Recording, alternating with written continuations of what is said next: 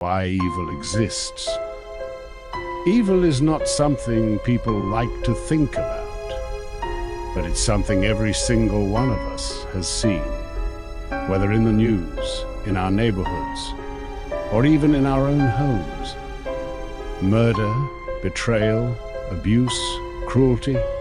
It makes us wonder, why does evil even exist?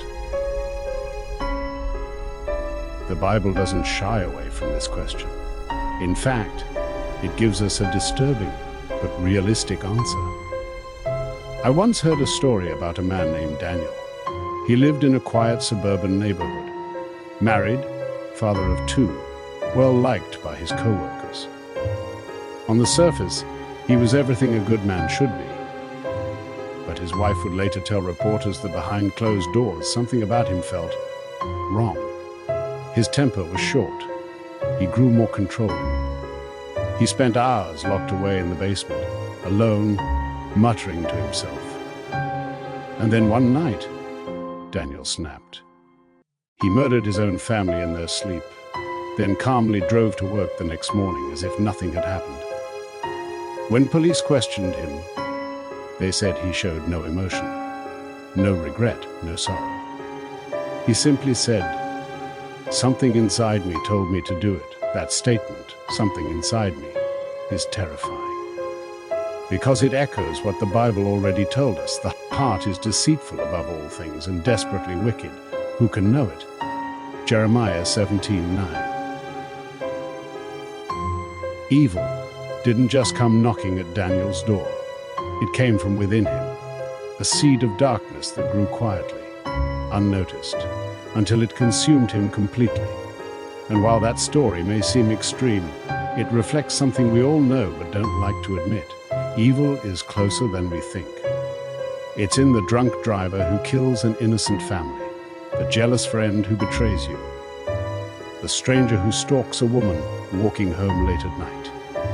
Jesus himself explained it plainly. For from within, out of the heart of men, proceed evil thoughts, adulteries, fornications, murders, thefts. Mark 7:21. If we're honest, most of us have felt the whispers of that same darkness. Maybe not to kill, but to hate, to lie, to harm with words, to take what isn't ours. That same seed lies in every heart. But the Bible also reveals there's more at play than just human weakness. It speaks of an enemy, a deceiver, who feeds those dark thoughts, pushing people further down the path of destruction.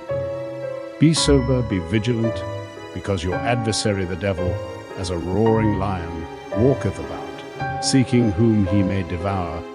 1 Peter 5:8. That's the chilling part. Evil doesn't always appear in the form of some masked killer. Sometimes it hides in everyday people, in neighbors, friends, even family. And that makes it far scarier than any ghost story. So why does evil exist? Because hearts are capable of wickedness, because lies spread like poison, and because there is an enemy who delights in destruction. But perhaps the most haunting truth is this: evil exists because we allow it to. Every compromise, every selfish choice, every ignored warning, it grows.